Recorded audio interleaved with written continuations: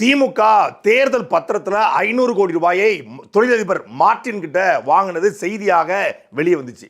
திமுக இதுவரைக்கும் அதை மறுக்கவே இல்லை. ஆனால் இப்போ ஒரு குற்றச்சாட்டை மார்டின் அவருடைய மகன் சார்லஸ் மார்டின் ஆதாரத்தோடு எடுத்து உடைச்சிருக்காரு. என்னன்னா, இந்த 500 கோடி பணத்தை திமுகவுக்கு வாங்கி கொடுத்ததே ஆதவ் அர்ஜுனா.